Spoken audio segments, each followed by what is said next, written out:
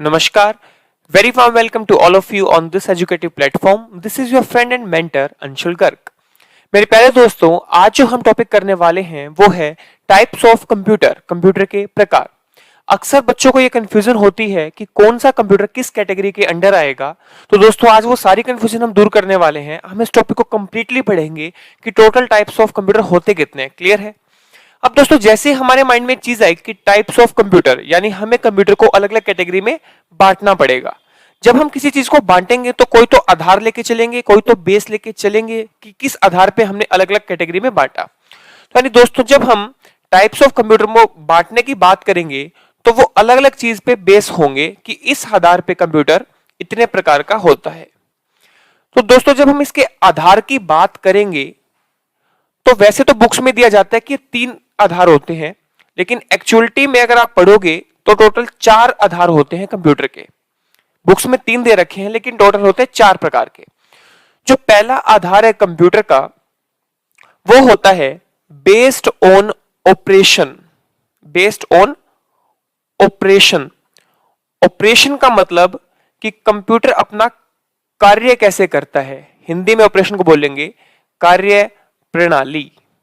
कार्य प्रणाली. जो दूसरा है वो होता है दोस्तों हमारा based on configuration. Based on configuration. Configuration का जो दोस्तों मतलब है वो है हमारा आकार. आकार बोल सकते हो या आप इसको साइज भी बोल सकते हैं कि साइज के आधार पर कंप्यूटर कितने प्रकार का होता है. तो तीसरा आता है दोस्तों, वो आता है इसका पर्पस. कई बार पर्पस भी आ सकता है और कई बार इसको यूटिलिटी भी बोल देते हैं कि यूटिलिटी के आधार पर कंप्यूटर कितने प्रकार का है. इसकी अगर हिंदी करेंगे हम तो हिंदी में इसको बोलेंगे उद्देश्य. यानी उद्देश्य के आधार पर कंप्यूटर कितने प्रकार का होता है. ये तो 3 दे रखे हैं बुक्स में. जो चौथा होता है वो होता है यूज के आधार पर कि किस प्रकार हम उसका यूज करते हैं, किस प्रकार हम उसका प्रयोग करते हैं. इस आधार पर कंप्यूटर कितने प्रकार का है. तो दोस्तों ये हमारे पास ब्रॉडली ऑपरेशन के आधार पर, कॉन्फ़िगरेशन के आधार पर, पर्पस के आधार पर and last one is your mode of use कि आप उसको यूज किस प्रकार करते हैं. क्लियर है? जो हम बात करें अगर ऑपरेशन की, सबसे ज्यादा अगर मैं पेपर में क्वेश्चंस की बात करूं तो या तो वो ऑपरेशन से पूछता है और या फिर वो कॉन्फ़िगरेशन से पूछता है. इन दोनों में से मैक्सिमम क्वेश्चन आते हैं. ऑपरेशन की अगर बात करें तो वो होता है 3 प्रकार का. First one is your analog computer. Second one is your digital computer and last one is your hybrid computer. Clear? यानी ऑपरेशन कार्य प्रणाली के अनुसार ये कंप्यूटर 3 प्रकार के होते हैं. अब आप कहोगे इनकी हिंदी, तो दोस्तों इनकी कोई हिंदी नहीं होती. एनालॉग को आप एनालॉग ही बोलोगे, डिजिटल को आप डिजिटल ही बोलोगे और हाइब्रिड को आप हाइब्रिड ही बोलोगे. जैसे मैंने आपको पहले बताया हुआ है कंप्यूटर की हिंदी में कोई वोकैबुलरी नहीं है. सबसे इंपॉर्टेंट कॉन्फ़िगरेशन के आधार पर कितने प्रकार का होता है. अगर मैं कॉन्फ़िगरेशन की बात करूं तो जो सबसे पहला आता है वो आता है माइक्रो कंप्यूटर. जो दूसरा आता है वो है मिनी कंप्यूटर. जो थर्ड है वो है आपका main frame computer and last one and most important super computer. ये स्क्रीन में हल्का सा कट हो गया, ये मैंने लिखा है सुपर कंप्यूटर. ठीक है, super. Third one is your purpose और यूटिलिटी, यानी उद्देश्य क्या है. इस आधार पर जो कंप्यूटर है वो हमारे होते हैं. First one is general purpose computer. General purpose. And second one is special purpose computer. Special purpose computer. हम कंप्यूटर का प्रयोग किस अनुसार करते हैं उस आधार पर जो कंप्यूटर की अगर बात करें तो सबसे पहला आता है हमारा पाम टॉप. पाम जो आता है वो है हमारा पाम टॉप। Palm top. जो हमारा सेकंड कंप्यूटर है वो आता है laptop. Third one is PC, that is personal computer. Fourth one is work station, work station. And your last one is client server, most important. इसमें networking में भी काफी क्वेश्चन पूछे जाते हैं क्लाइंट सर्वर आर्किटेक्चर के ऊपर, जो मैं आपको इसमें क्लियर कर दूंगा कि ये कौन सा होता है। तो दोस्तों ब्रॉडली हमारे जो कंप्यूटर हैं वो इतने प्रकार के होते हैं। ऑपरेशन के आधार पर कितने होते हैं? 3 प्रकार के। कॉन्फ़िगरेशन के आधार पर 4 प्रकार के। पर्पस के आधार पर 2 प्रकार के। और यूज के आधार पर टोटल 5 प्रकार के। आप दोस्तों फटाफट इसका एक बार स्क्रीनशॉट ले लीजिए या फिर नोट कर लीजिए, फिर हम बढ़ते हैं आगे। अब हम इनको डिटेल में समझेंगे एक एक करके कि ऑपरेशन के आधार पर एनालॉग क्या होता है, डिजिटल क्या होता है। आज आपकी सारी कंफ्यूजन मैं दूर कर दूंगा। ये एनालॉग, डिजिटल, हाइब्रिड वाली सब कुछ बड़े डीपली पढ़ेंगे इस चीज को, और डेफिनेटली वो पढ़ेंगे जो हमारे एग्जाम्स में पूछा जा चुका है या वो पूछ सकता है। क्लियर है? आप स्क्रीनशॉट लीजिए और फिर हम आगे बढ़ते हैं। चलिए दोस्तों अब एक एक करके इनको डिटेल में पढ़ते हैं। जो फर्स्ट वन था हमारा, जैसे हमने ग्राफ में देखा, वो था based on operation. Based on operation के आधार पर। ऑपरेशन का मतलब हमने क्या पढ़ा था? कार्य प्रणाली, या फिर कई बार इसका दूसरा नाम जो है वो अनुप्रयोग भी आ जाता है पेपर के अंदर, अनुप्रयोग। आप सीधा यूं समझिए कि कंप्यूटर कार्य किस प्रकार करता है, वर्क कैसे करेगा, उसका फंक्शन कैसे होगा, उस आधार पर हम जो कंप्यूटर है वो कितने प्रकार के होंगे हमें यह समझना है। ठीक है, देखिए जो पहला होता है आपका वो होता है एनालॉग कंप्यूटर। क्लियर? जो सेकंड है वो होता है हमारा digital computer. And last one is your that is hybrid computer. Clear है? अब हम इनके एक करके सारे वो पॉइंट समझते हैं जो एग्जाम्स में पूछे जाते हैं। क्लियर है? आप एक एक करके ध्यान से समझिए इन दोनों, इन सभी को। देखो, जो एनालॉग कंप्यूटर होता है हमारा, उसके अंदर फिजिकल क्वांटिटी होती है। उसके अंदर क्या होती है? फिजिकल क्वांटिटी, यानी वो क्वांटिटी होती है जिनको आप टच कर सकते हैं, जिनको आप छू सकते हैं। जैसे एग्जाम्पल, प्रेशर,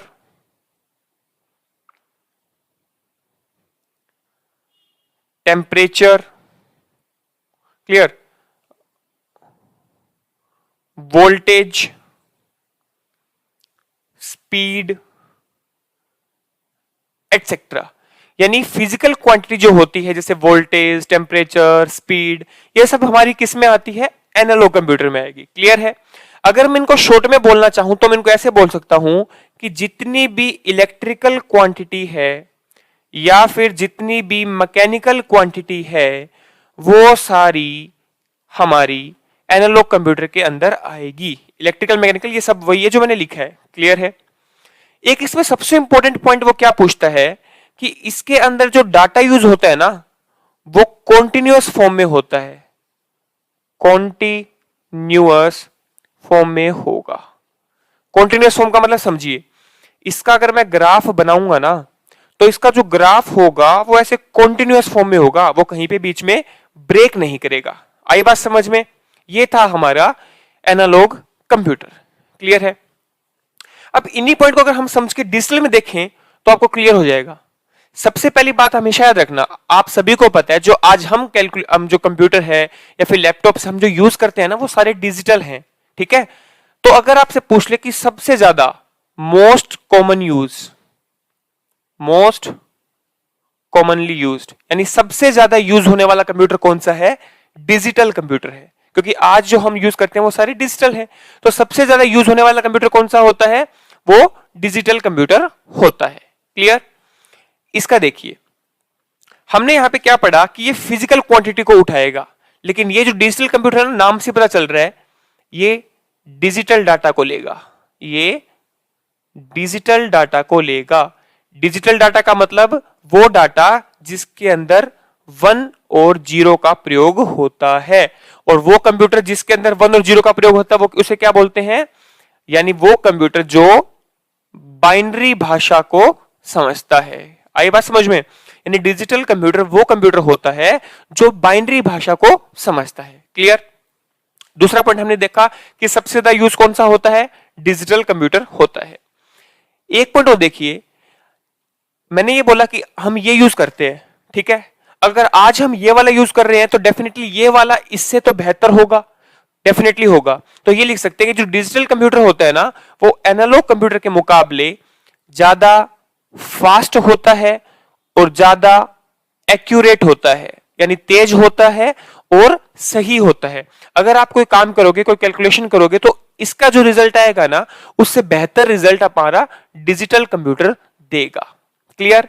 और एक कई बार पेपर में आपको एक वर्ड देखने को मिलेगा कि इसका जो ग्राफ होता है ना, वो डिस्क्रीट होता है, यानी टूटा हुआ। इसका जो ग्राफ होता है डिस्क्रीट होता है। मैं इसका ग्राफ यहां बनाता हूं, स्क्रीन में आएगा नहीं अदरवाइज। देखिए आप, डिजिटल का ग्राफ आपको ऐसे मिलेगा, ये तो है 0 और ये होता है 1, क्योंकि हमने देखा कि कंप्यूटर, डिजिटल कंप्यूटर में दो चीजें होंगी, या तो 0 या 1। 1 का ये रहा, फिर 0 का ये रहा, ये आ गई 0, फिर ये आ गया 1 और फिर ये आ गई 0। तो आप देख रहे हैं, ये देखो ग्राफ ब्रेक है ना, यहां पे ये जो ग्राफ है वो सब क्या है? ब्रेक है। क्लियर है? तो ये होता है हमारा डिस्क्रीट लेता है। क्लियर? और एनालॉग कंप्यूटर में एक बात और याद रखना, वो ऐसे पूछता है पेपर में कि वो कौन सा कंप्यूटर है जिसका जो आउटपुट होगा, जिसका जो उत्पादन होगा, आउटपुट होगा, वो ग्राफ की फॉर्म में होगा। एनालॉग कंप्यूटर में जो आउटपुट होता है वो ग्राफ की फॉर्म में होगा। तो ये थे हमारे एनालॉग के पॉइंट्स, इससे बाहर कुछ नहीं। ये थे हमारे डिजिटल के पॉइंट्स। क्लियर है? और हाइब्रिड जैसे नाम से पता चल रहा है, जैसे आप फ्रूट्स देखते हैं, फ्रूट्स हाइब्रिड आते हैं, यानी दो या दो से ज्यादा चीजों के मिश्रण से जो चीज बनती है। हाइब्रिड फ्लावर्स आते हैं, हाइब्रिड एनिमल्स आते हैं। इसी प्रकार हाइब्रिड का मतलब है जिसके अंदर दो या दो से ज्यादा प्रकार की चीजों के गुण हो। तो हमने क्या देखा? हाइब्रिड कंप्यूटर वो कंप्यूटर होता है जिसके अंदर एनालॉग के भी गुण होते हैं और जिसके अंदर डिजिटल कंप्यूटर के भी गुण होते हैं। क्लियर? तो ये था दोस्तों हमारा ऑपरेशन के आधार पर 3 प्रकार के computer. First one is your analog, second one is your digital and third one is your hybrid. अगर आपको इसमें कोई भी डाउट है तो आप कमेंट बॉक्स से पूछ सकते हैं and I will definitely reply to your all questions. Clear है? आप लोग इसका उतारिए, इसका स्क्रीनशॉट लीजिए, फिर इसके बाद में हम बढ़ेंगे आगे। चलिए दोस्तों, जो सेकंड टाइप है हमारी, वो देखते हैं हम। जो सेकंड टाइप है वो है हमारी based on configuration. Based on configuration, अगर हम आसान भाषा में देखें, यानी बेस्ड ऑन साइज। आकार के आधार पर कंप्यूटर कितने प्रकार के होते हैं हमने अभी पढ़ा था total. Micro computer, mini computer, mainframe computer और सुपर कंप्यूटर। क्लियर है दोस्तों? वैसे मैं जितने भी नोट्स बना रहा हूं, जिस बच्चे के पास मेरी ये बुक है, जिस भी बच्चे के पास ये मेरी बुक है, पेज नंबर 3 पे, पेज नंबर 3 पे ये सब कुछ मेंशन्ड है जो मैं लिख रहा हूं, analog computer, digital computer, hybrid computer. Clear है? तो ये पेज नंबर 3 और पेज नंबर 4 पे सब कुछ है, आप लोग वहां से पढ़ सकते हैं। अलग से लिखने की कोई भी जरूरत नहीं है आपको। और काफी बच्चे सोच रहे होंगे हमारे पास बुक नहीं है, तो आपको भी टेंशन लेने वाली कोई बात नहीं है। वैसे मैंने इसका जो लिंक है वो मैंने डिस्क्रिप्शन बॉक्स में डाल रखा है। अदरवाइज इसकी जो सॉफ्ट कॉपी है ना, आपको जो मैं पढ़ा रहा हूं, आप इसके क्वेश्चन या सॉफ्ट कॉपी टेलीग्राम के चैनल पे ले सकते हैं मेरे, ER अंशुल गर्ग। क्लियर है? ER अंशुल गर्ग। कांटेक्ट करने के लिए आप टेलीग्राम पे, इंस्टाग्राम पे, फेसबुक पे कांटेक्ट कर सकते हैं। अदरवाइज इस टेलीग्राम चैनल पे मैं इसकी सॉफ्ट कॉपी डाल दूंगा, I will upload here definitely. Right? चलिए, कॉन्फ़िगरेशन की अगर मैं बात करूं तो इस पे बेस्ड हमारे टोटल 4 प्रकार के हैं। जो सबसे पहला है वो है माइक्रो कंप्यूटर। क्लियर? जो दूसरा है वो है mini computer and third one is your main frame computer. Fourth अभी सुपर कंप्यूटर्स के बाद में देखेंगे। क्लियर है? देखिए, माइक्रो हमें नाम से ही पता चल रहा है, हमें कोई चीज रट्टा नहीं मारना। क्लियर है? माइक्रो, इनमें ना इस टॉपिक में कंफ्यूजन बहुत होती है, बड़े ध्यान से समझिएगा। माइक्रो हमें नाम से ही पता चल रहा है जो साइज में छोटा होता है। क्लियर? माइक्रो मतलब छोटा, यानी ये वाले जो कंप्यूटर हैं वो सबसे छोटे होंगे, सबसे छोटे होंगे। क्लियर है? जैसे जैसे आगे बढ़ेंगे ना तो महंगे होते जाएंगे, साइज बढ़ता जाएगा, यूजर्स बढ़ते जाएंगे। क्लियर है? तो जो माइक्रो कंप्यूटर है वो साइज में क्या होता है? छोटा होता है। दूसरा, ये ना सस्ते आते हैं, इनएक्सपेंसिव। ये क्या होते हैं? ये जो कंप्यूटर है हमारे, ये सस्ते का आते हैं। क्लियर? बोले यहां तक क्लियर है ना? हाँ जी। तो तीसरी चीज है, इन कंप्यूटर को सिर्फ एक ही बंदा यूज कर सकता है, सिंगल यूजर। इस कंप्यूटर को केवल एक बंदा यूज कर सकता है। क्लियर है? अगर हम एक बंदे की बात करेंगे तो डेफिनेटली वो अपने पर्सनल यूज के लिए करेगा इसको, है ना? तो ये जो पर्सनल यूज में काम आने वाला कंप्यूटर होता है। पर्सनल यूज जैसे आप इसमें गेम वगैरह खेल सकते हैं, आप इंटरनेट सर्फ कर सकते हैं, इंटरनेट सर्फिंग कर सकते हैं। क्लियर है? जो आप पर्सनली काम कर सकते हैं वो सारे। और कई बार पेपर में ऐसा आता है कि जनरली हम जो घरों में यूज करते हैं वो हमारा क्या होता है? ये माइक्रो कंप्यूटर होता है। इसके अलावा आज तक कोई और बात नहीं देखी गई पेपर में। क्लियर है? आई होप आपको ये समझ में आया होगा। अब बढ़ते हैं मिनी कंप्यूटर। मिनी कंप्यूटर की जो सबसे इंपॉर्टेंट बात है वो ये समझिए, मैं एक बात समझाता हूं आपको, इसको याद करवाने की कोशिश करता हूं। देखो, एक होती है हमारी बस, आप सभी को पता है, एक होती है हमारी मिनी बस। अब दोनों में फर्क क्या होता है आप खुद सोचिए। जो काम बस कर सकती है वो सारे काम मिनी बस कर सकती है, लेकिन फर्क क्या होगा कि मिनी बस बस के मुकाबले साइज में छोटी होगी, यानी उसमें यात्री कम आएंगे। आई बात समझ में? यही बात मिनी कंप्यूटर की है। यानी मिनी कंप्यूटर के जो फीचर्स हैं या जो इसकी क्षमता है, कैपेबिलिटी है, जो इसकी कैपेबिलिटी है वो सारी लार्ज कंप्यूटर वाली है। यानी जो बड़ा कंप्यूटर काम कर सकता है वो सारे काम ये कर सकता है। बस ये क्या होता है, जो इसका फिजिकल फिजिकल मतलब फिजिकली स्मॉल, यानी साइज में छोटा होता है, बस वही मिनी बस वाली बात।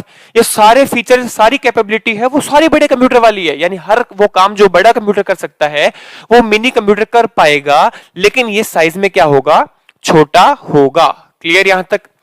दूसरा, इसके अंदर एक टाइम पे 250, मैक्सिमम 250 बंदे काम कर सकते हैं साइमल्टेनियसली।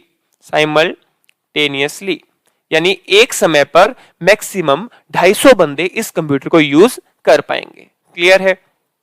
अब ये यूज कहां होगा? ये हमारा छोटे या फिर बीच के यानी मिड रेंज बिजनेस में काम आएगा। ये कहां आएगा?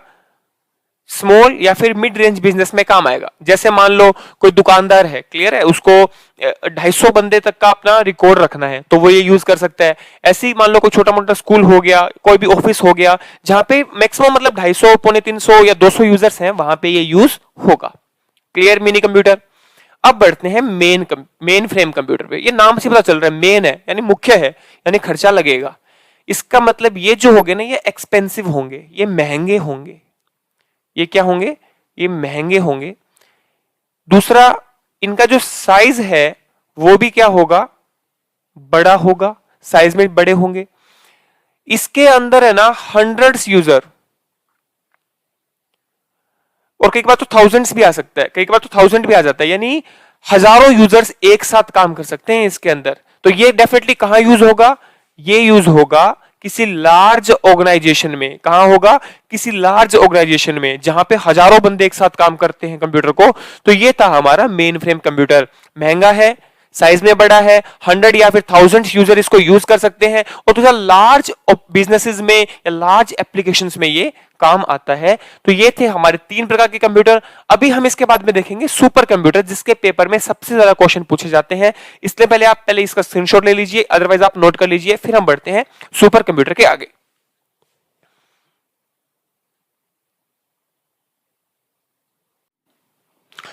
चलिए दोस्तों, इसका जो हमारा लास्ट कंप्यूटर है वो पढ़ते हैं।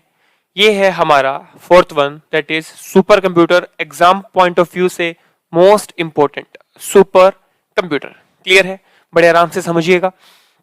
और दोस्तों काफी बच्चे ये पूछ रहे थे कि सर जो आप टॉपिक्स करा रहे हो क्या वो कंप्लीट है?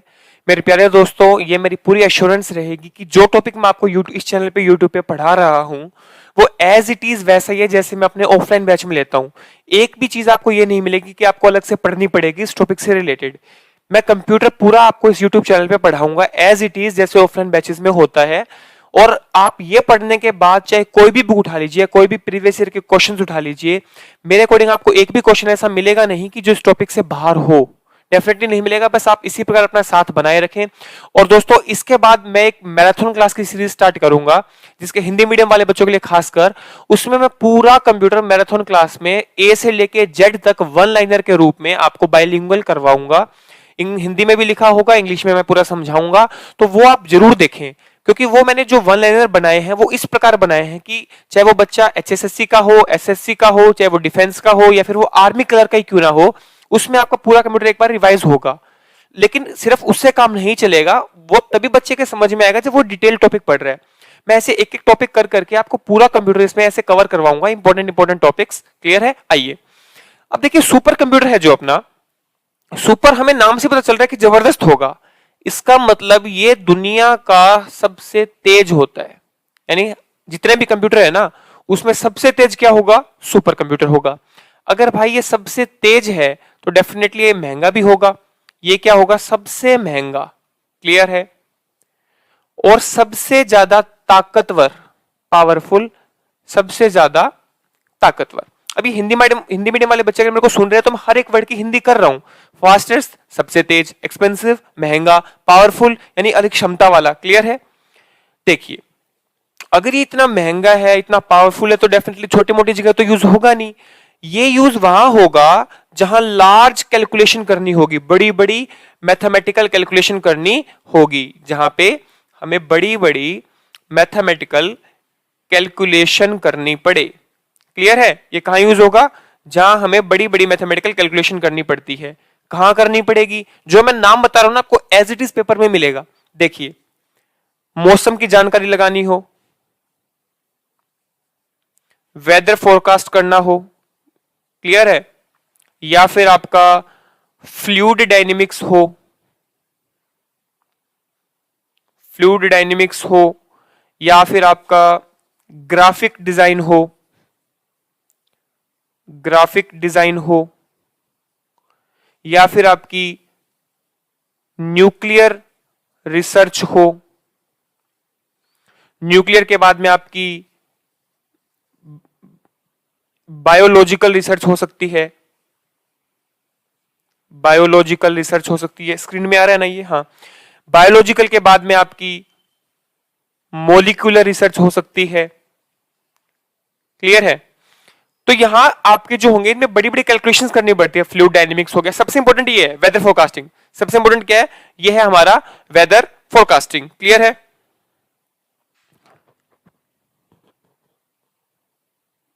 सबसे इंपॉर्टेंट है हमारा वेदर फोरकास्टिंग। अब जितने भी क्वेश्चन ये हो गए, इसके बाद में कुछ स्टैटिक डाटा आता है। जैसे इंडिया ने अभी एक अपना सुपर कंप्यूटर बनाया है, यही स्क्रीन, हाँ यही लिख देता हूं मैं नाम। इसका नाम है मिहिर। क्या नाम है इसका? मिहिर। ये इंडिया का एक सुपर कंप्यूटर है मिहिर, जो कि वेदर फोरकास्टिंग में काम आता है। मौसम की जानकारी के लिए काम आएगा आपका मिहिर सुपर कंप्यूटर। क्लियर? अगला पॉइंट सुपर कंप्यूटर के बारे में, अगर आपको सुपर कंप्यूटर की स्पीड को मापना है, गति को मापना है, तो आप इसकी जो यूनिट होगी मापने की वो होती है फ्लोप्स। वो क्या होगी? फ्लोप्स। स्क्रीन में आ रहा है? ठीक है। वो क्या होगी? फ्लोप्स होगी। क्लियर? यानी मापने की इकाई। ठीक है? फ्लोप्स। फ्लोप्स की फुल फॉर्म पेपर में काफी बार पूछी जाती है, वो होती है फ्लोटिंग पॉइंट ऑपरेशन पर सेकंड। क्लियर होती है? ये फ्लॉप्स की फुल फॉर्म। कई बार आपको पेपर में फ्लॉप ऑप्शन नहीं मिलेगा, वो क्या करेगा? फ्लॉप के आगे पी लगा देगा, पी फ्लॉप्स लिख देगा। क्लियर है? ये मैं आपको मेमोरी यूनिट में पढ़ाऊंगा। पी का मतलब जैसे हमने ऑफलाइन बैचेस में तो करवाया, जैसे bit, byte, nibble, kilobyte, megabyte होता है ना ये सब कुछ। तो पी का मतलब होता है पेटा। पी का क्या मतलब होता है? PETA flops. क्लियर है? ये था हमारा सुपर कंप्यूटर। अब मैं सुपर कंप्यूटर में आपको दिखाता हूं कि इसके क्वेश्चन आते हैं कि दुनिया का पहला कौन सा था, इंडिया का पहला कौन सा था। क्लियर है? तो एक पहले तो ये लिखिए कि जो दुनिया का सबसे पहला सुपर कंप्यूटर किसने बनाया, वो बनाया आपके रोगर क्रे ने। किसने बनाया दुनिया का सबसे पहला सुपर कंप्यूटर? रोगर क्रे ने। कब बनाया? ये बनाया आपका 1976। 1976। आप लोग ये उतारिए, फिर मैं एक टेबल बनवाता हूं आपको जिसमें हर प्रकार के सुपर कंप्यूटर के हम पढ़ेंगे। ठीक है? आप लोग फटाफट स्क्रीनशॉट लीजिए या इसको नोट करिए। चलिए दोस्तों, हमने अभी जो सुपर कंप्यूटर के बारे में पढ़ा उसकी आखिरी चीज जो पढ़ लेते हैं वो है, इसकी एक छोटी सी टेबल है जो पेपर में पूछता है। वो ये पूछेगा आपसे कि दुनिया का सबसे पहला सुपर कंप्यूटर कौन सा था। दुनिया का सबसे पहला सुपर कंप्यूटर, जो दुनिया का सबसे पहला था वो था क्रे CDC 6600। क्रे आप याद रख सकते हैं क्योंकि सबसे पहले सुपर कंप्यूटर किसने बनाया था? रोगर क्रे ने बनाया था। हालांकि इसको याद रखने की कोई जरूरत नहीं है आपको, अगर आप सिर्फ क्रे भी याद करते हैं तो पेपर में अपना काम चल जाएगा। All clear? चलिए, उसके बाद में ये पूछेगा कि दुनिया का सबसे तेज सुपर कंप्यूटर कौन सा है, फास्टेस्ट। तो दोस्तों ये कुछ बुक्स में तो अपडेट कर दिया गया, लेकिन कुछ बुक्स में पुराना कंटेंट है।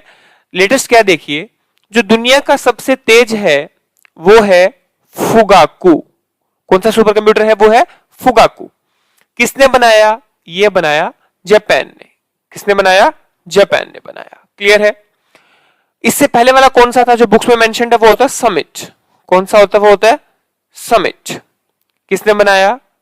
यूएसए ने बनाया। क्लियर है? अब देखिए, अगर आपके पेपर में ये पूछता है कि दुनिया का सबसे तेज सुपर कंप्यूटर कौन सा है, अगर फुगाकू ये दोनों ऑप्शंस में है ना, तो आपको टिक करके आना है फुगाकू, राइट। लेकिन अगर फुगाकू ऑप्शन में नहीं है और ये दे रखा है तो आप इसको टिक करके आ सकते हो। क्लियर हो गया? ये तो बात करी हमने वर्ल्ड लेवल पे। अगर हम बात करें इंडियन लेवल पे, तो इंडिया का सबसे पहला सुपर कंप्यूटर कौन सा था? वो था परम। कौन सा था? परम 8000। ये याद रखने की जरूरत नहीं है, परम याद रखना। और ये नाम से पता चल रहा है यार इंडिया का है, इसमें राम देख लो, राम जहां थे इंडिया में थे, यानी इंडिया का पहला सुपर कंप्यूटर परम हो गया। आखिरी चीज वो ये पूछेगा आपसे कि इंडिया का सबसे तेज सुपर कंप्यूटर कौन सा था? वो था आपका प्रत्युष। कौन सा है? वो है आपका प्रत्युष। तो दोस्तों ये हमने पढ़ लिया टाइप्स ऑफ कंप्यूटर के बारे में। हमने सबसे पहले पढ़ा था ऑपरेशन बेस पे, और सेकंड हमने देख लिया कॉन्फ़िगरेशन बेस पे।